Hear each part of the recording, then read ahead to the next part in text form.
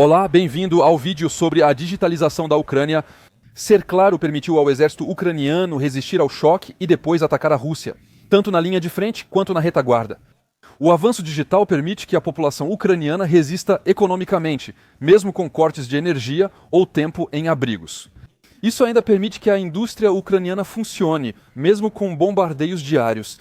Quando vamos à Ucrânia, isso é realmente algo que percebemos sistematicamente. Temos a impressão de que o país está à nossa frente, seja na coordenação das pequenas unidades de produção de drones ou na simplificação dos processos administrativos. Vamos voltar à conferência. Como a digitalização salvou a Ucrânia? Daí esse título, Digitalização ou Morte. Para começar, a Ucrânia, muitas vezes menosprezada pela Europa Ocidental como uma região atrasada do leste europeu.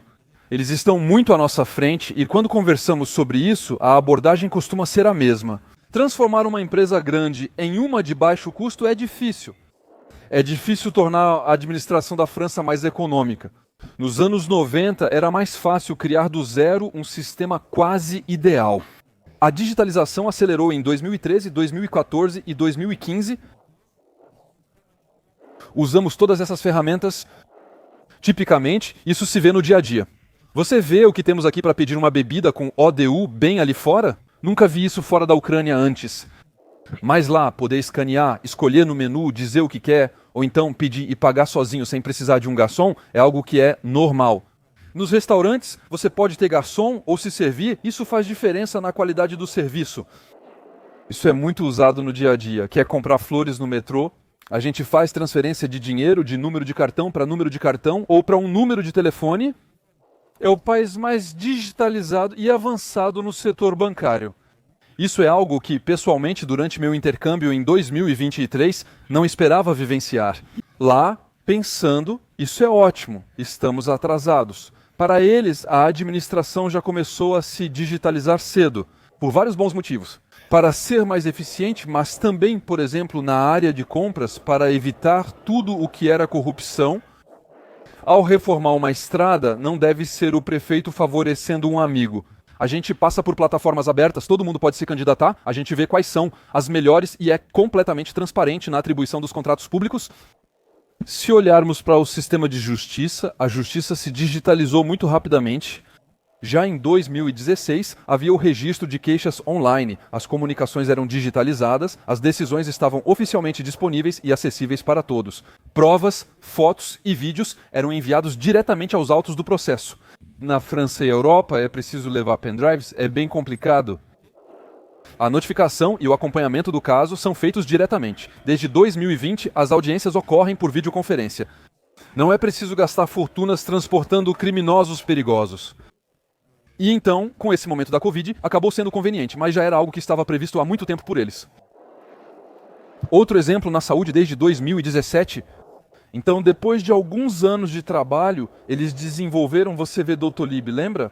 Então, eu sou francês, sou franco-belga, mas moro na França. Na época das vacinas da Covid, todos nós estávamos assim. Onde é que tem doses? Tinha alguém que tinha desenvolvido um Vitemados, ou seja, sabia onde tinha horários disponíveis para se vacinar, e aí a gente podia encontrar online rapidamente.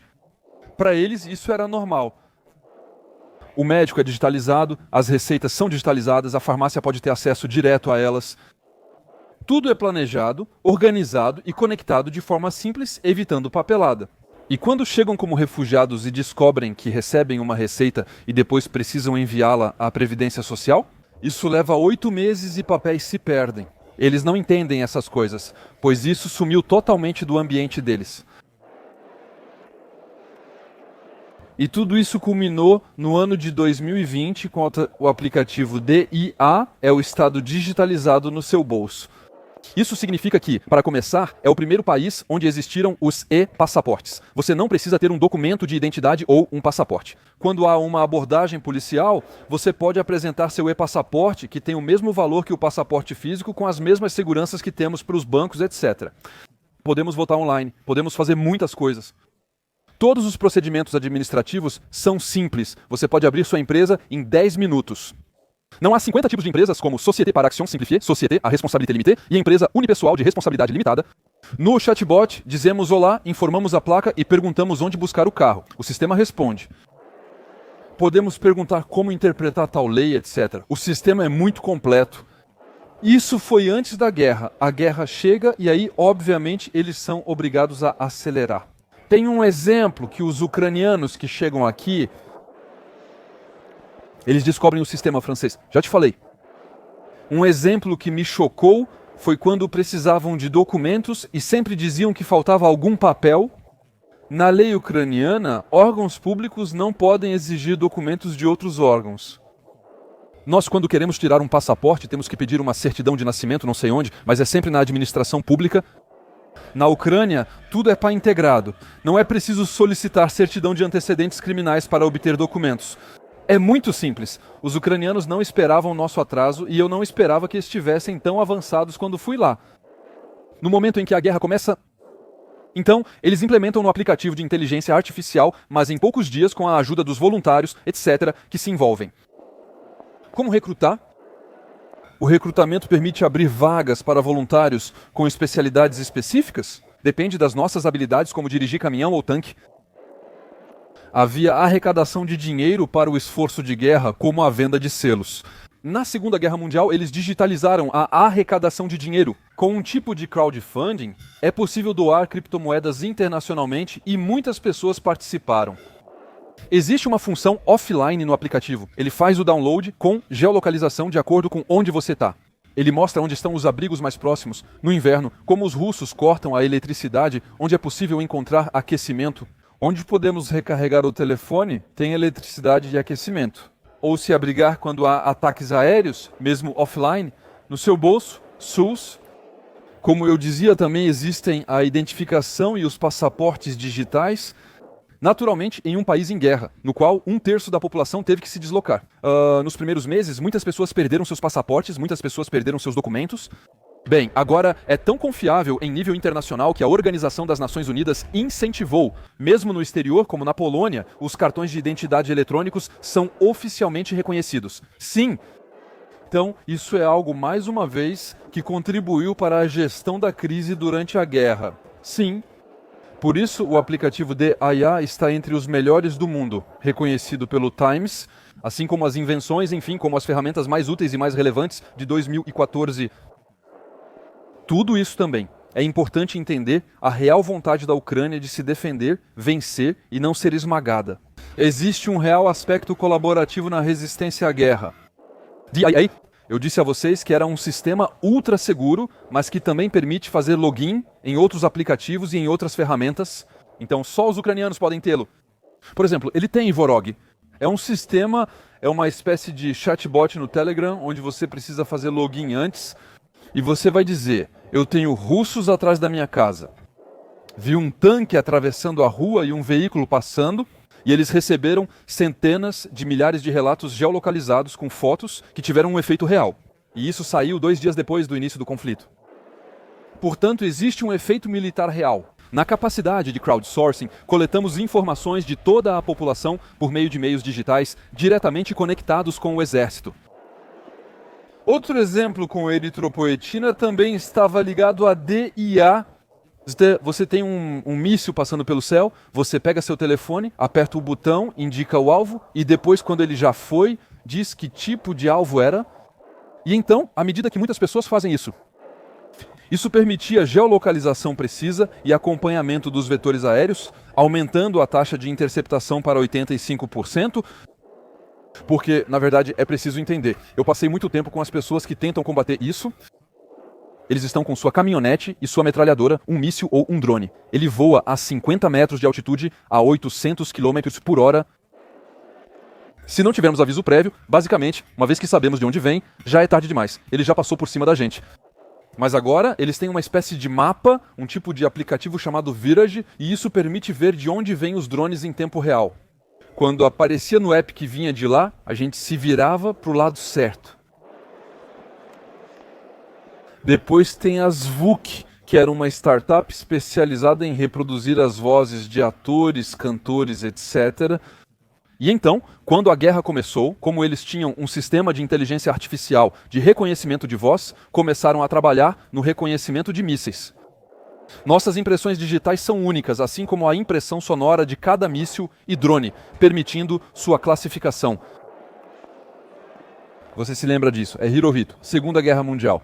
Os japoneses tentam detectar os bombardeiros americanos com antecedência. Você vê grandes ouvidos no céu. E bem, eles fizeram a mesma coisa. Ou seja, a partir dos celulares das pessoas que baixaram esse aplicativo, eles deixavam isso nas janelas à noite e aquilo ficava ouvindo. Quando drones passavam, era possível geolocalizá-los e identificar o tipo de míssil sobrevoando. E então, isso foi apoiado por sistemas de inovação, dos quais vou falar para vocês daqui a pouco. Havia pequenas dificuldades em alguns setores, quando contam suas histórias, é engraçado. Por exemplo, o mugido das vacas. O som lembrava o de um tipo de míssil em certa altitude, por isso, às vezes ocorriam pequenos bugs. Mas no final das contas, agora eles têm 14 mil sensores implantados. É um equipamento muito eficiente e barato comparado aos nossos radares, que custam caro e exigem manutenção. Aqui falamos de instalar antenas com microfones em árvores ou antena repetidora.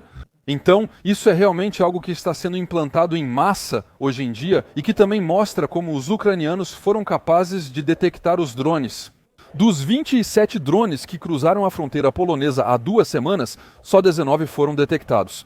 Só conseguimos interceptar 4, mesmo com 3 Airborne Warning and Control System e 6 caças no ar, isso é lamentável. Os ucranianos interceptam 90% desses drones de baixa qualidade, pois conseguem detectá-los melhor. Depois, ainda dentro da inteligência coletiva, existe o que chamamos de geointeligência, a geointeligência. É como, por exemplo, quando os russos mostram seus resultados nessa foto, você tem pessoas, não me pergunte como, eles passam várias noites buscando a posição exata. E você tem sites inteiros especializados em identificar e pesquisar as posições dos diferentes eventos que vão ser geolocalizados dessa maneira. Aqui, por exemplo, é o site chamado o GeoConfirmed. Então, GeoConfirmed. Cada um desses pontos você pode clicar e pode ver a fonte. E toda vez você vai ter a confirmação de uma prova, de uma destruição, etc. Ainda não há uma quantidade massiva de desinformação e imagens que vão ser geradas por inteligência artificial, mas em um segundo momento a gente imagina que isso vai acontecer. Mas por enquanto temos fontes que são confiáveis há vários anos. Unidades, batalhões, combatentes que vão compartilhar seus resultados e o que vem ao seu redor. E isso permite, por enquanto, ter fontes que ainda são bastante confiáveis, já que são fontes que estão lá há vários anos.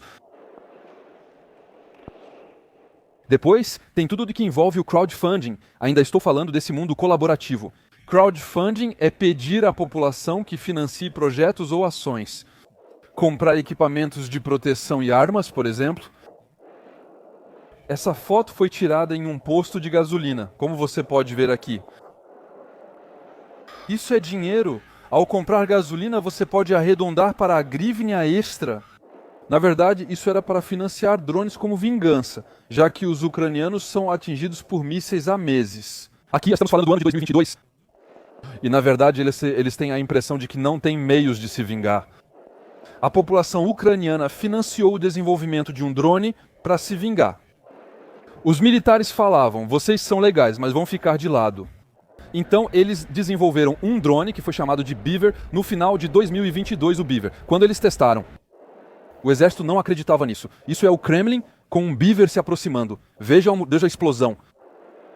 A Apertura JG estava pressionando, mas eu não ia explodir depois, pois não havia explosivos, só um fogo de artifício que fez plaf. É uma pena, eu diria, mas quando os militares perceberam sua eficácia, disseram, nada mal. Eles integraram esse drone kamikaze no ecossistema deles para agora adicionar desempenho. Ele sabe que deve chegar ao 8º andar contando as janelas. Eles são capazes de retomar o controle à distância com a rede telefônica russa, usando chips SIM russos. E isso é acima da Crimeia, por exemplo, com destruições que são absolutamente gigantescas. Comparado ao custo desses drones simples, que começaram como projeto colaborativo de entusiastas da aviação, desenvolvendo drones nas horas vagas após a universidade. Como um projeto universitário. Isso faz parte da mentalidade deles desde 2014. Desde 2014, eles se comprometeram com esse processo de inovação para apoiar seu primo, que está na guerra contra os russos. Outro exemplo que gosto muito é a Aerorosvitka, uma unidade de voluntários que inicialmente só queria ajudar o primo. De novo, o amigo que foi para o exército, eles mesmos se alistaram a partir de 2015, Ao desenvolver esse R-18, essa é a primeira versão que eles fizeram, o R-18, porque ele tem 1,80 metros de envergadura, é robusto, 1,80 metros de envergadura, isso permitia suportar de 3 a 5 cargas. Minas antitanque é pesado, então eles levavam de 3 a 5. Não sei se lembram, no início da guerra, quando os russos tinham aquela longa fila de veículos alinhados, eram eles, começaram a atacá-los. No início, eles jogavam coisas que não explodiam. Depois, com uma bomba leve, concluíram que não explodia mesmo. Olha, joga isso em alguma coisa que pareça leve, tipo um tanque de gasolina. Isso resultou em um jato e imagens incríveis, tornando-se um grande sucesso. E aí todos começaram a competir para ver quem fazia a explosão mais bonita de tanque de gasolina. E sem querer, eles acabaram deixando sem gasolina uma fila de 100 km de veículos um atrás do outro. Não foi de propósito, não foi estratégico. São caras que se divertiam à noite e nos fins de semana com seus veículos elétricos, para não fazer barulho e lançar seus drones. Assim, o exército russo ficou sem combustível nessa região. Este é o drone pequeno, com 1,80 metros. Agora existe um de 3,20 metros de envergadura, mais pesado. Estamos falando de cerca de 20 mil euros por um drone. E a relação de eficiência é, para cada euro investido em um drone, ele destrói 670 euros de equipamento russo. 1.670? Imagine a escala em que eles estão. E agora, eles têm sistemas com inteligência artificial. Eles desenvolveram drones terrestres. É realmente uma empresa chamada ISR Defesa, que é particularmente eficaz. Nesse mundo colaborativo, tudo envolve a indústria 40, ou seja, basicamente a digitalização do mundo industrial, uso de ferramentas digitais para criar formas 3D identificadas e produzi-las de forma descentralizada. Centenas de voluntários começaram a produzir peças de reposição para diversos itens.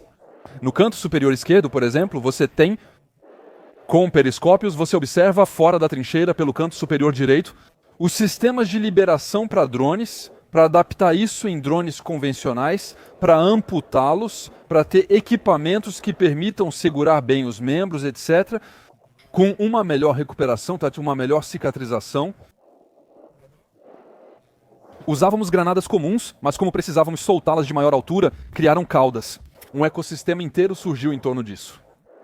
Com a possibilidade de qualquer pessoa participar, hoje em dia isso funciona um pouco menos bem, porque o volume fez com que eles passassem a usar ferramentas mais industriais.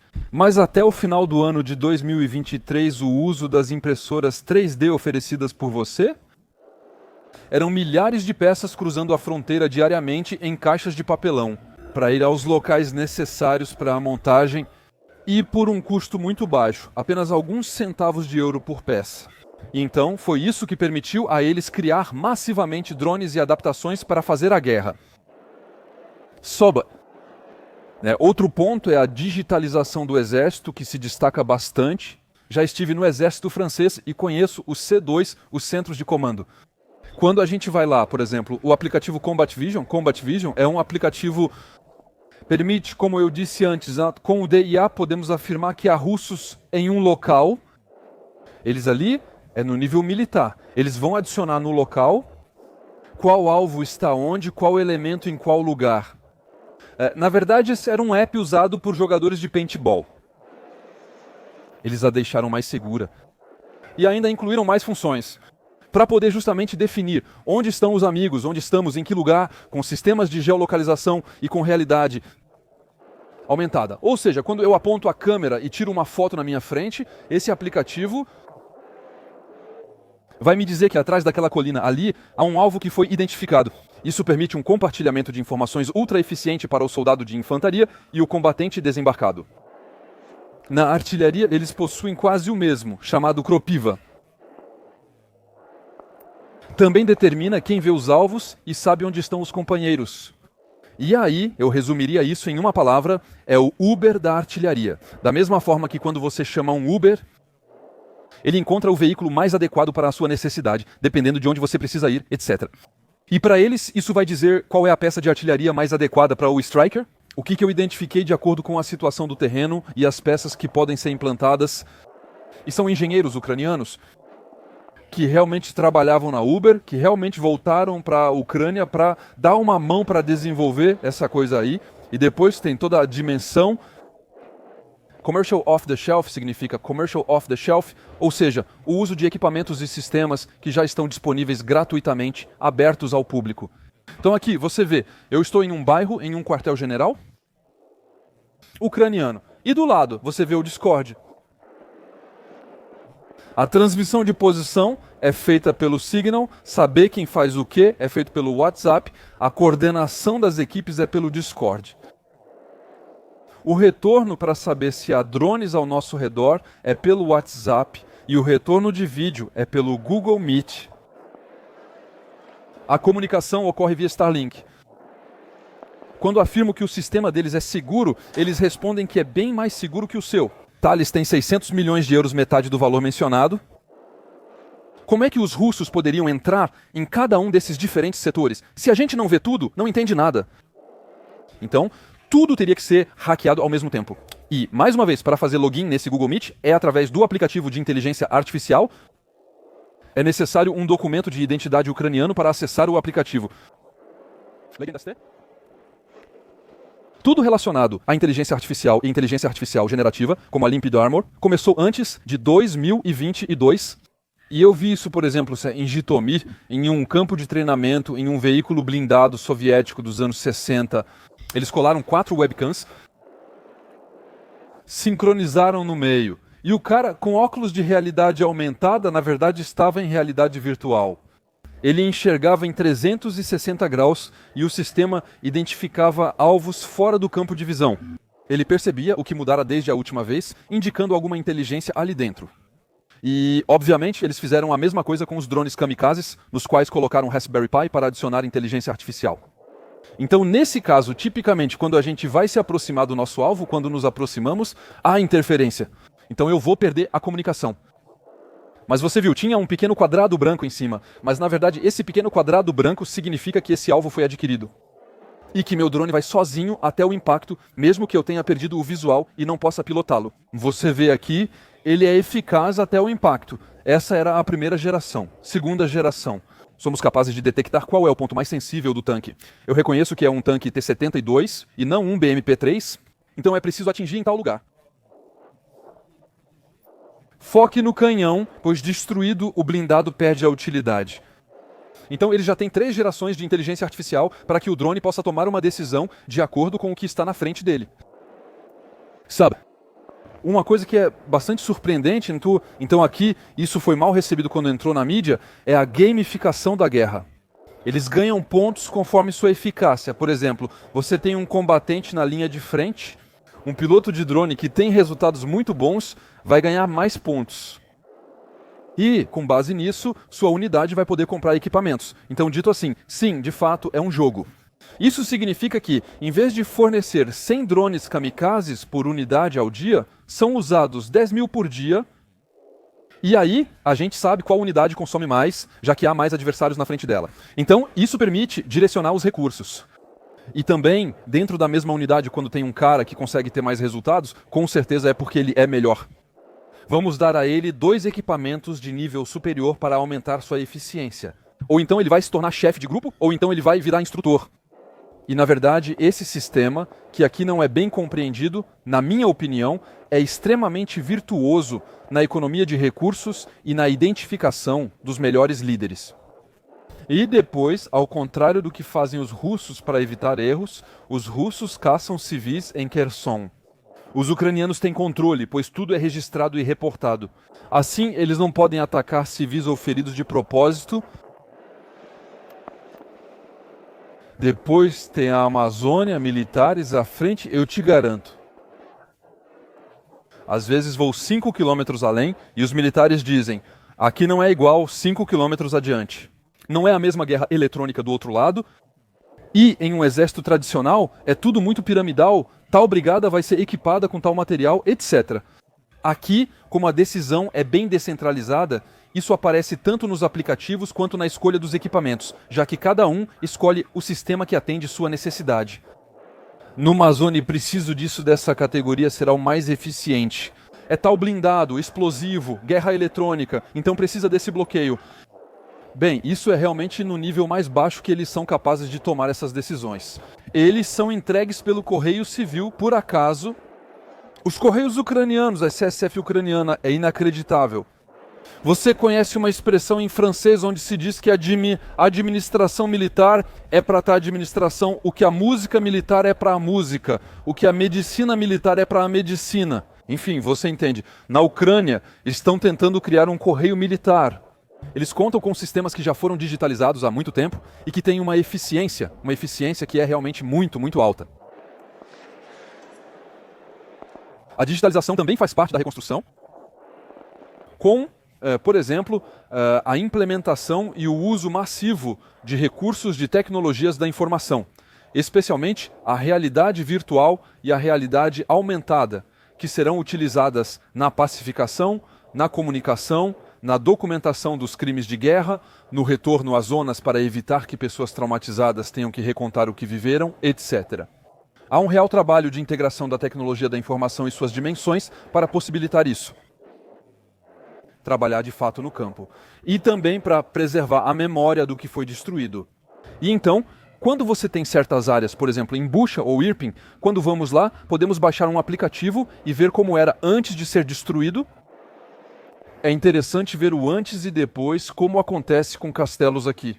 Mas lá, eles realmente integraram isso para poder acompanhar a evolução da situação. Soba. Também estamos falando de saúde. Vocês sabem que há um número enorme de feridos, são várias centenas de milhares de feridos, estamos chegando a 50 a 80 mil amputados na Ucrânia. Há também as chamadas dores fantasmas que ocorrem quando o braço foi amputado, mas ainda se sente dor na mão, que não podem ser tratados por serem nervos, etc. Na verdade, usar óculos de realidade aumentada e que seu braço apareça na foto, como vemos aqui. E bem, essas dores desaparecem progressivamente. Já havia trabalhos validados em vários países e na Ucrânia, eles também usam isso para facilitar o retorno à vida civil. Então, desaparecer as dores fantasmas com a realidade aumentada, aqui é para o transtorno de estresse pós-traumático, ou seja, transtorno pós-traumático, de quem viveu situações muito difíceis. E bem, aí tem a realidade virtual que também permite ter bons resultados. Isso é usado nos Estados Unidos da América desde o Iraque, mas os ucranianos adotaram em massa desde o início. Também por questões de economia e custos, porque eles têm centenas de milhares de feridos civis, militares, psicológicos e físicos. E eles não podem fazer isso do jeito antigo, não há psicólogos suficientes, etc. Então eles realmente têm esses métodos que funcionam muito, muito bem e que eles integraram de forma massiva. Um último ponto sobre como eles estruturaram a inovação. E eu gosto disso, porque se parece um pouco com Odoo. Você tem o Brave One. Brave One é o centro de inovação, um pouco como o laboratório de inovação de defesa que temos na França ou em vários países. Mas eu não quero criticar o que acontece em outros países. Mas eles não tinham escolha.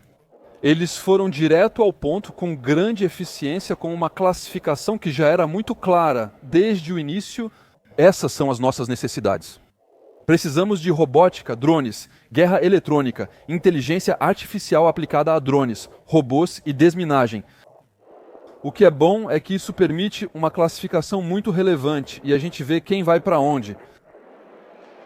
Seu projeto se encaixa nisso? Você tem mais chance que ele? Os projetos de vocês parecem complementares? Podemos usar isso? E, na verdade, isso permite direcionar, identificar as melhores ideias, os melhores talentos e, por custos que são ridículos, ter resultados que são muito relevantes.